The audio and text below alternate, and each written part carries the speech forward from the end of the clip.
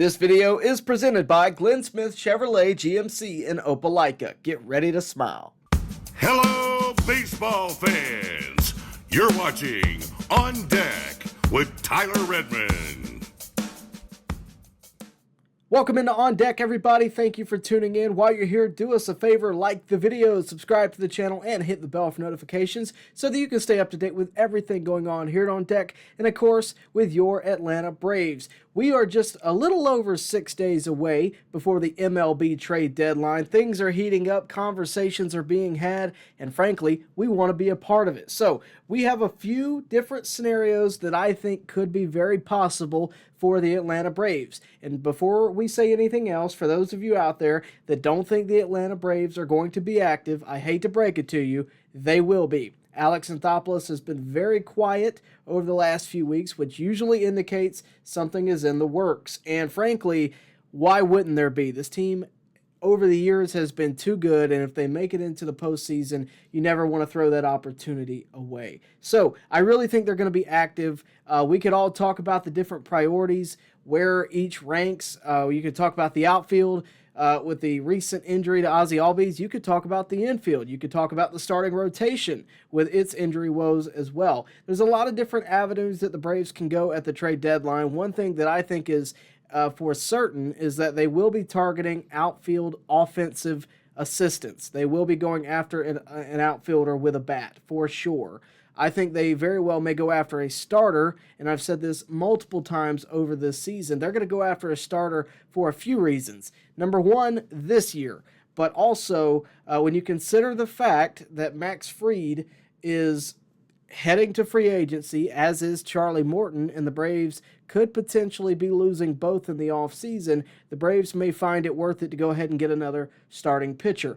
Add to that Max Fried just headed to the injury list with elbow neuritis. I think it showed everybody that depth is definitely still a factor when it comes to the starting rotation. So to me, the top priority is some combination of outfield help as well as the starting rotation. Anything else you add, I think, is obviously going to help the team. Like if we went out and got a strong reliever, I think that could be good, but I don't think it's top priority. It's something that you get in the mix of the trades, but I don't think it's top priority. I still think outfield and I still think starting rotation is going to be where we are. So with 6 days out, we still don't know who all is going to be sellers. We don't know who all is going to be buyers. One thing that we do know is that the Braves are still buyers, at least for the time being. That can change if the Braves were to fall off the edge of a cliff over the next week, but as of right now, they are still buyers. And you may be asking yourself, well, how do you know that, Tyler? Well, the fact that they went and signed Whit Merrifield the other day, the day after Ozzie Albies broke his left wrist, the fact that they went out and found some help, whether it be through the waiver wire or whatever else, they went out and got somebody. I don't think they do that if their intention is to be a seller in 6 days. I just don't think they do that. I still think they are buyers, and until we see something that indicates otherwise, I will continue to think that. Also, the fact that, frankly, Alex Anthopoulos is still running things there over in Atlanta makes me think that they're going to be buyers. I don't see him walking away. Even with all the injury troubles we have, I don't see him walking away from this team that last year set offensive records and had the best record in baseball. I don't see him walking away acting like there's no chance, especially after what happened back in 2021. So let's talk about the reason you're here. Who could the Braves target? We have already spoken about the most obvious team out there, which is the White Sox, who are currently 29.5 games back of the wild card. Not their division, the wild card. Needless to say, they're out of it. They're going to be a seller here in 6 days, maybe sooner. We've already done that video. I would encourage you to go check it out. But while we're here, let's go ahead and talk about who the rest of the sellers are. In the American League, there is a lot less parity. You have a lot more teams that are out of it already, or at least seem to be, right? You start with the Tigers, who are 6.5 games out of the wild card, and you go all the way down to the White Sox, who are almost 30 games out of the wild card. All those teams are sellers. That includes the Tigers, the Rangers, the Blue Jays, the Angels, the A's, and the White Sox. The only caveat to that is maybe the Rangers, who did win the World Series last year. They may still think they could do something Maybe they think they could buy something at the deadline. Everyone else, I'm pretty certain, has kind of accepted the fact that they're going to be selling anything that's not necessary for the years to come. They're going to get rid of it. The other team I wanted to include from the American League is the Tampa Bay Rays. They're 5.5 games out. They're right there at the deciding point of where you may decide, hey, I'm still going to be a contender, or I may save some money, which we know the Rays typically to do. There may be a seller. So you have a lot of teams. You have a total of 7 teams there in the American League that are likely sellers, some that are definitely sellers. In the National League, you have a lot less of that. Of course, we already know that the Marlins are going to be a seller. They were a seller early on in the year. We saw Luis Arias get traded to the Padres. They're 16.5 games out of the wild card. They're a seller. Make no mistake. You'll probably see a Jesus Luzardo moved. You're more than likely going to see a Jazz Chisholm moved. We've done that video as well. I encourage you to go check that out. Tanner Scott is probably going to find his way out of Miami. So you have a lot of different teams that are already making moves, or at least seem to be right there ready to go on stage to make those moves. But in the National League, you have a lot less parity. You have a lot more competitive teams. You start out with the Reds and the Giants. They're both 4 games out of the wild card. That's not enough to really solidify them as sellers. I think that they're in that category of maybe sellers, not a guarantee, but very well could decide over the next week that, hey, this isn't our year. Let's just go ahead and prepare for next year. As a Braves channel, we do need to mention the fact that Atlanta does have a doubleheader against the Reds here coming up on Wednesday. So the Braves could very well make them go to 6 games back of the wild card, and at that point, they very well may be a seller. Now, that's dependent on what happens in that game. As for the Giants, they're kind of in the same boat. They're waiting to see what's going to happen. Are they going to be all of a sudden 1 game out of the wild card? And at that point, no, I don't think you're a seller. But if all of a sudden you're 7 games out, or even if you're 5 or 6 games out, you're going to be at that point. What'll be interesting to watch is if 1 or 2 of those teams is right there on the fringe still, and what they decide to do says a lot about who's running the show if they decide to be a seller only 3 games back, for example. But the other teams in the National League, these are who I think are definitely sellers. You start with, again, the Marlins, who are 16.5 back. The Rockies, they're 15 games out of the wild card, all the way down to the Nationals. They're only 5 games out of the wild card, but you ask anybody that's ever watched a baseball game, they'll know that the Nationals are in rebuild mode. They are not in a contention mode. They're just not. They're certainly not going to win the division. They're not going to be in the wild card. They know that as well as we do. They're going to be sellers. And they have a few interesting pieces. We'll talk about those over the next week and talk about the possibilities that the Nationals have. But tonight, what I really wanted to talk about is just a wide range of the possibilities. I've mentioned before, and we talked about it earlier, the fact that, hey, it would be really interesting if the Braves were to make some trades with the White Sox. We did a whole video on it, who I thought the Braves would be attracted to, who I thought they wouldn't be attracted to, who I thought they may be attracted to but not be able to land. We did a whole video discussing that. Pretty interesting video. You ought to go check it out. But in that, I talked about Luis Robert. Luis Robert, when it comes to outfield, very well may be the most talented all-around outfielder that's going to be possibly available at the deadline. If he doesn't get moved this year, it's going to be next year. And when you sit here and think about it, why wouldn't it be this year? This is when he has more value. The White Sox are not going to be good this year, and they're not going to be good next year, so they might as well go ahead and maximize his value in 2024 rather than 2025. He will be moved at the deadline if the White Sox have any sign of intelligence anywhere. That said, why not to the Atlanta Braves? This year, he will be making $12.5 million, which I think the Braves could afford. Likely, they're going to go over the luxury tax. If they're going to compete this year, they're going to go over the luxury tax. It's just what's going to happen.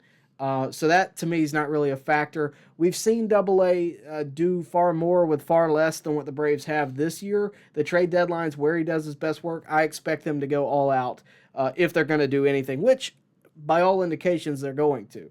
So Luis Robert, I think, is certainly part of the conversation when it comes to the White Sox. I talked about Tommy Pham. Tommy Pham, interesting talent for sure, but attitude is a problem, and I don't know that the Braves are going to be interested in that. Even if it is just a rental, I don't know that they're going to want to get tangled up with that.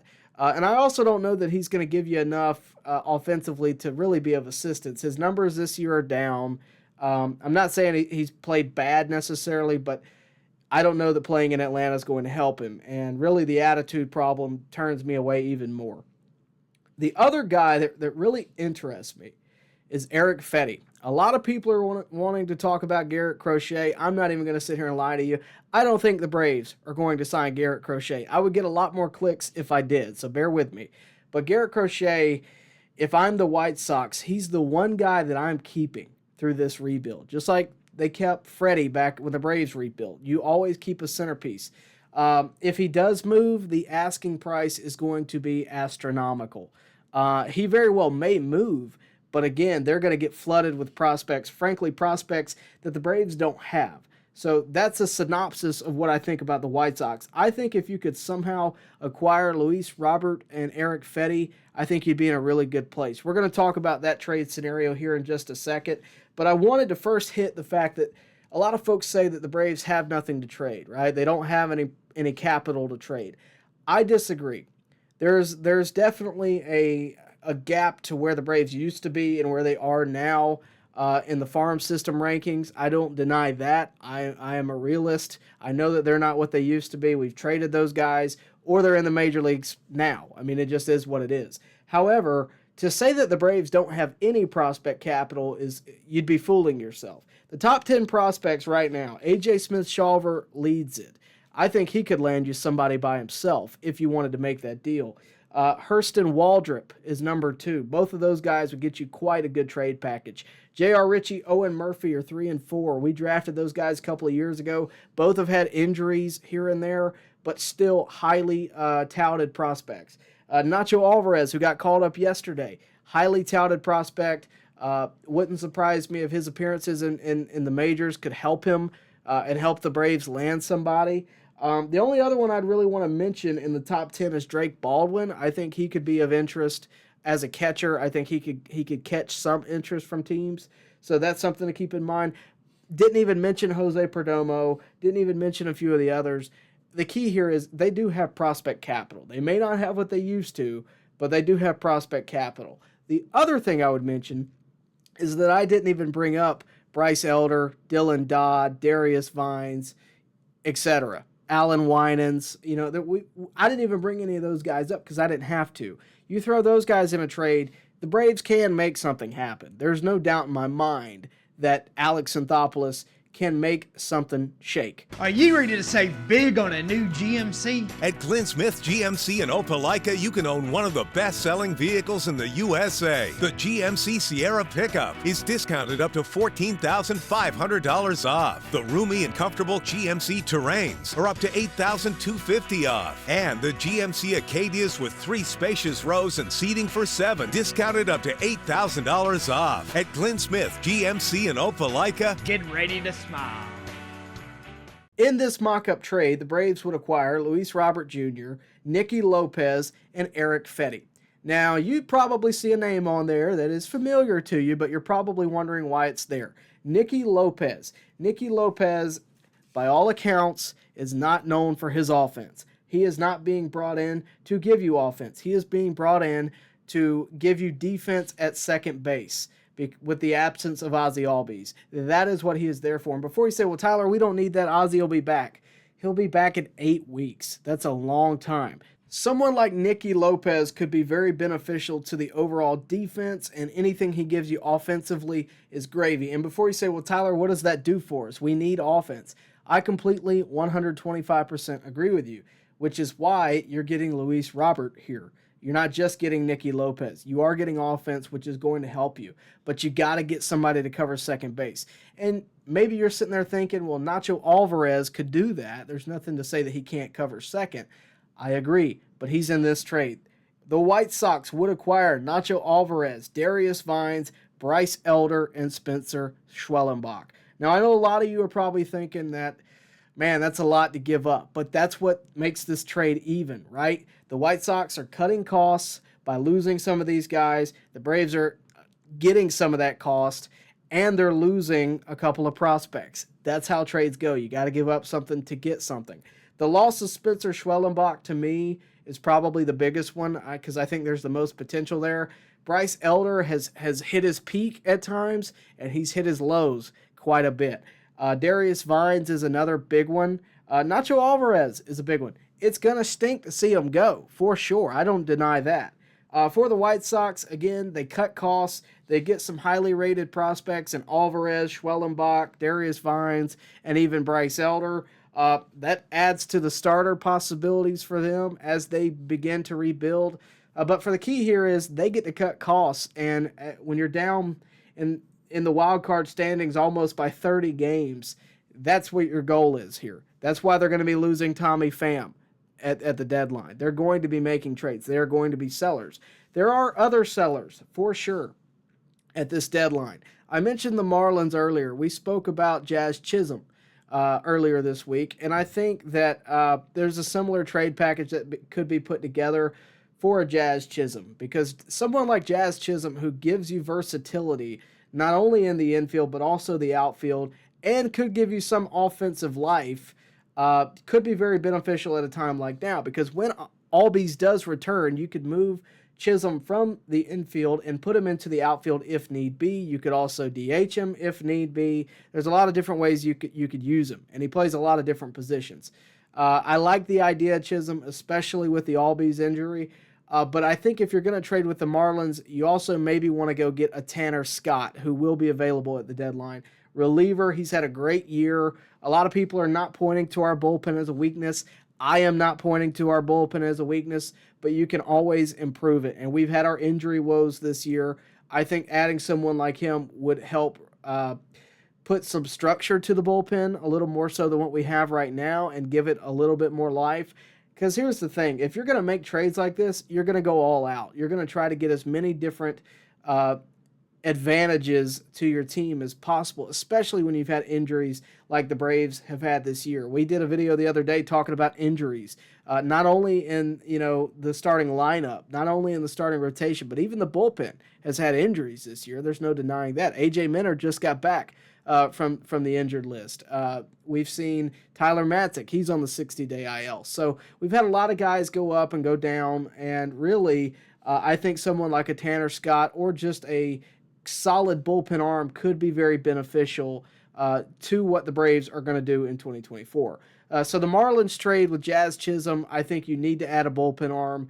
There's no starter for the Marlins that I'm really intrigued by or would really want to give up a ton for.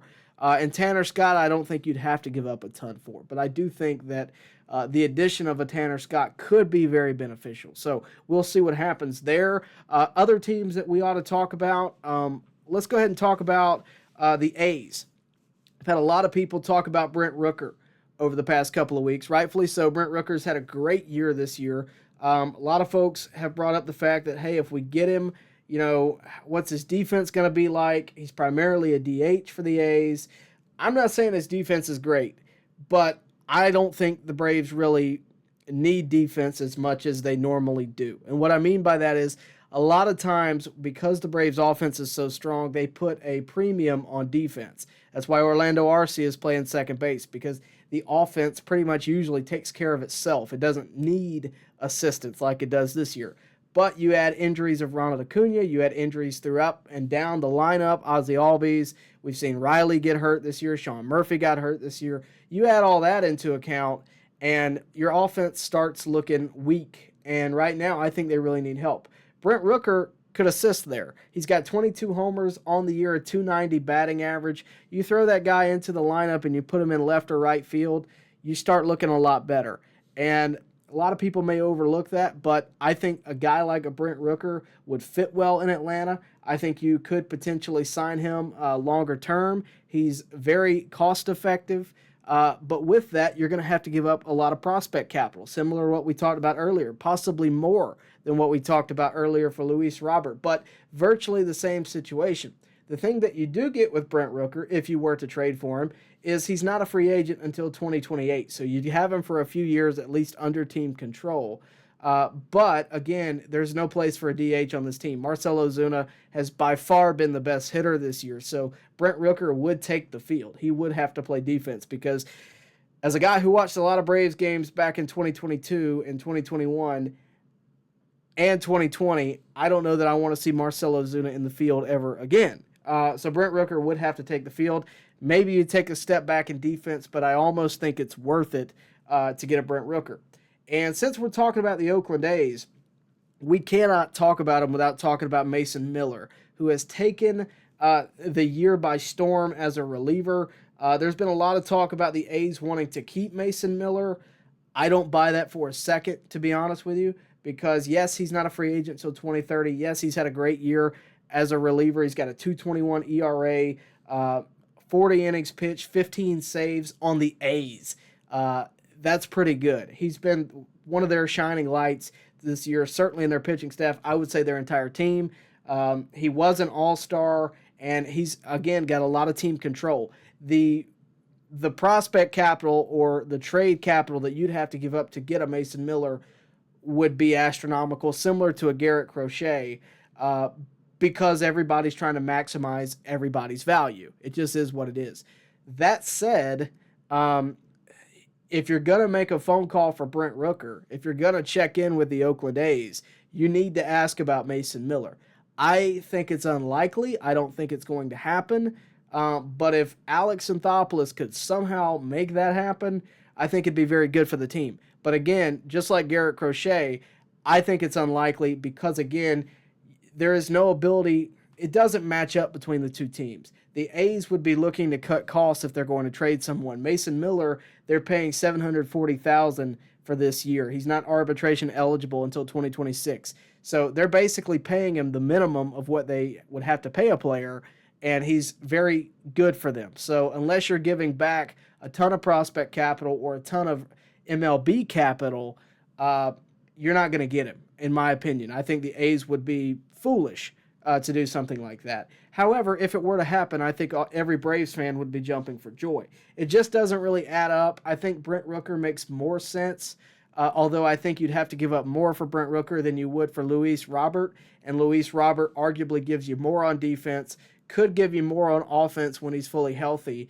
And either way, I think you can't really go wrong if you get either one, but I think Luis Robert, just from an on-paper contract level, makes more sense. So it is what it is.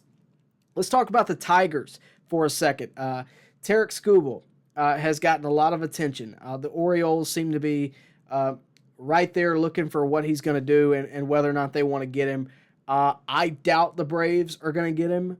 It would be a great pickup for the starting rotation, but with the attention that he's getting, it's just not under the radar enough for Alex Anthopoulos, at least in my opinion. I just don't think the Braves are going to go out there and get in a bidding war with the Orioles. I just don't. And the Orioles seem to be on top of it. They seem to really want him. They're checking out all the prospect capital to see what they can give up, and it's been very publicized. So to me, he's probably going to be with Baltimore. But I don't think the Braves are going to even entertain that, especially when you look somewhere like Chicago and you see an Erick Fedde, or you look elsewhere, you see a Jack Flaherty, right? There's just other avenues that are a little bit more under the radar. You know they're available, but they're not getting the attention from some teams that they are others, right? So I just don't think they're going to really entertain that, but we'll see what happens. The Blue Jays are an interesting one. They've kind of fallen off the face of the earth, really, because at one time at the beginning of the year, you could have told me that they were going to win their division, and I may have believed you. All of a sudden, they're 10 games back of the wild card, and I think that caught a lot of people by surprise. They have a lot to offer. Earlier this year, when Orlando Arcia was struggling and we had less problems to deal with, a lot of people entertained the idea of the Braves trading Arcia and others for a Bo Bichette from the Blue Jays. I thought it was too early. I still think it was too early back then. But, I mean, there is some players there that could be of interest. One that has caught my attention this year has been Yusei Kikuchi. Early on, he caught my attention because he's a free agent at the end of the year. The Braves wouldn't have to give up that much if the Blue Jays were going to be sellers, which I think at this point they will be. But you're going to see a lot of folks move from the Blue Jays. It wouldn't surprise me to see anybody move from the Blue Jays. They very well may decide to completely rip what they have to shreds and start anew. So the Blue Jays intrigue me. I don't think Bo Bichette is the move, and a lot of people are going to say, Tyler, you don't think with Ozzie Albies getting hurt that Bo Bichette is a possibility? I don't. because I don't think, I mean, when you get him back, where's he going to go? I don't think that's a possibility. I think a Nicky Lopez from the White Sox or a utility player is going to be more along the lines of what they do to cover that space. Not to mention, they also just signed Whit Merrifield. He's day-to-day with a broken finger, but either way, I think they're going to roll with that more so than what they're going to do because they have a permanent fixture at second base. So I don't think they're going to do anything like that. Yusei Kikuchi really intrigues me for the Blue Jays. Outside of that, not a lot does. A lot of folks may bring up Vlad Guerrero, but we have a first baseman. We have a DH. It doesn't make sense to get him. And they have other players that could be used, but in the primary roles that we need, Yusei Kikuchi as a starting pitcher could be that. But even if you get him, he's a rental. He's not a year after year starter for us. He is a rental. We're going to sign him. He's going to be a free agent at the end of the year, and we're going to be in the same boat as we were beginning of this season with Charlie Morton, Max Fried, and then Yusei Kikuchi hitting free agency and the Braves needing 3 starters some way, form, or another. He could be really beneficial for the push this year, but I think at this point in the season, the way the season has turned out for the Braves, what you're looking at now is not only a look at this season, but you're also looking ahead to next and beyond. Because, yes, we're focused on this year. Yes, the Braves could still potentially not only make it to the postseason, but make a deep run. But even then, you have to focus on next year too, because it's not like the Braves are winning over 100 games this year, at least not as it seems right now, unless they get really hot in the second half. It doesn't seem like that's going to happen. So your path is a little different. It looks a lot more like 2021. And I think that there's better ways to attack it than go after what the Blue Jays, frankly, have to offer. Are you ready to save big on a new Chevrolet? Make your way to Glenn Smith Chevrolet. Choose America's #1 compact SUV, the Chevy Equinox, discounted up to $6,500 off. The powerful Chevy Silverados are up to $13,750 off. And the big Chevy Silverado 2500 HTs are discounted up to $6,000 off. Glenn Smith Chevrolet in Opelika. Get ready to smile. Let's talk about the Angels for a second. 12 and a half games back. They've had a few different stars this year that kind of came out of nowhere in some regards. Kevin Pillar is the first one I wanted to talk about, frankly, because we're all very familiar with Kevin Pillar. He had spent time with the Braves. He was a good veteran presence in the clubhouse. A lot of folks have been saying that they would like to see him back with Atlanta. I think Kevin Pillar would like to be with Atlanta. He has found his home there with the Angels. 7 homers on the year, good batting average, solid on base. He's been really good for them. But I think you put him on a contender and you could see something very similar. The problem with Kevin Pillar, as much as I'd like to bring him back, and I think it is a possibility, the problem is, does his numbers justify putting him over what the current Braves are, especially when Michael Harris does inevitably come back? Because with the outfield situation, with Adam Duvall, with Jared Kelenic, with Ramon Laureano, and all of what the Braves have in the outfield right now, can you justify putting Kevin Pillar in there as a permanent fixture? Again, especially when Michael Harris comes back. I think so. I think you can platoon him. I think there's different ways you can use him. Even so, I think just the veteran presence alone could be beneficial. Because make no mistake, Kevin Pillar will be getting moved. He's not signed long-term with the Angels, and he will be getting moved. This is as good as a market for him as we've ever seen. The other component to this trade deadline, in fact, is that this is a seller's market. This is when everybody's going to try to maximize their value. And to be honest with you, that's by design. When you look at what MLB did with the playoffs, when they expanded the playoffs and let more teams in, that naturally created more of a buzz at the deadline. It didn't the first year, but since then it really has. And that's because more teams are competitive, right? More teams are going to try to get in there because they have an opportunity to make a wild card and make a run. That's why it was really hard to get anything done the first year. This year is a little bit different. You have more teams that are willing to sell because it is a seller's market. At least that's what the intention is, and that's what I think the result will be. Kevin Pillar, to that point, I think will get moved because this is a seller's market. Speaking of a seller's market, I think Taylor Ward will get moved for the Angels. Taylor Ward's got 14 homers, .230 batting average. The other thing about Taylor Ward, just like Luis Robert, just like Brent Rooker, he's got some years of control. He's only making $4.8 million. Wouldn't be a huge cost to the Braves. Wouldn't be a huge cost to any team. I think he definitely gets moved, again, because this is a seller's market. The Angels would be dumb to keep him because, much like the White Sox, much like the Marlins, much like any team that's at the bottom of the barrel, they're not good this year. They won't be good the year following. What good is Taylor Ward doing, hitting 14 homers and a .230 batting average for you in the first half? Not a lot. I think he gets moved, and when you're talking about the Angels, there's other players that are going to get moved. Basically, anybody that's not signed long-term that has had a good year is probably getting moved, and that goes for pretty much, again, any team that is on the brink or, frankly, at the bottom of the barrel. That goes for all of them. There's other guys out there, relievers. Carlos Estevez for the Angels has had a really good year. That could be of note. Their starters, Tyler Anderson has had a good year. He was an all-star. He's got a .291 average. Free agent 2026. That could be a big assistance to the Braves. Tyler Anderson kind of fits into the same mold as Erick Fedde because he's a free agent the same year. He could help you stretch the length with the loss of Charlie Morton and Max Fried to free agency at the end of the year. So the Angels have quite a package too, right? All of a sudden, if you get a package of Taylor Ward, Tyler Anderson, and Carlos Estevez, you just got a great trade package for your team, all from the Angels. That's not to say it's going to happen, but there are options out there for sure. So that's the Angels. But again, there's so many teams out there, right? The Washington Nationals are one. They have Lane Thomas, who intrigues me a lot. Lane Thomas, solid ball player. He's had a good year. He's a free agent in 2026. Can play really good outfield, .246 batting average, 8 homers. The only detraction is that he is in the division. And anytime you trade in the division, you run the chance of the opposing team really trying to maximize the value, especially against you, and especially against the Braves, who have led the division over the past 6 years. So he's very cost effective. He's not going to cost you an arm and a leg. It really could benefit.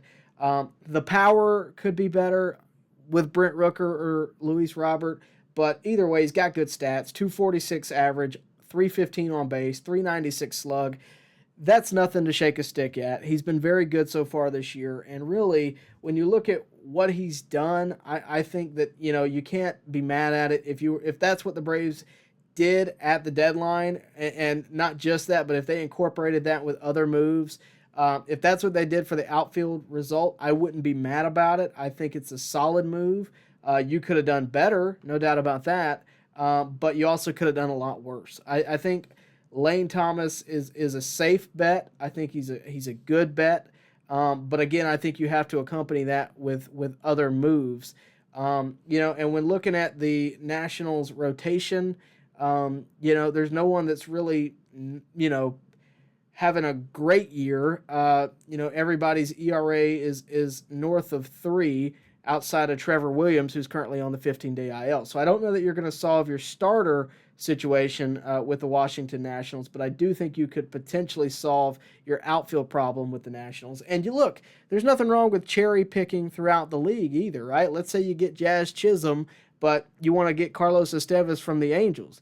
We didn't get everybody from the same team back in 21. We didn't. We got a wide variety of players from different teams, right? And many of the teams I just mentioned, we've traded with before, right? We got Raisel Iglesias from the Angels. We got Adam Duvall from the Marlins. We got Aaron Bummer from the White Sox. So a lot of these teams we've traded with before. We know how they operate. There is one team that I didn't mention, one team that we have traded with before. We traded for Pierce Johnson from the Colorado Rockies. Now, the Rockies are interesting. No doubt about it. The Rockies, the way they operate, I've said it year after year, they confuse me. And that's the truth. They genuinely confuse me a lot of times just because I don't think they have a clear direction as to what they want to do. And really, I think the first time I was aware of how I felt about them was back when they signed Chris Bryant. because they weren't good before they got him. They haven't been good since they signed him to a 7-year, $182 million deal. He's not a free agent until 2029, but he wants to leave Colorado. And for Colorado's sake, I think that's probably the best thing that he can do for them, because they're paying out the rip for Chris Bryant when in reality they need to rebuild completely.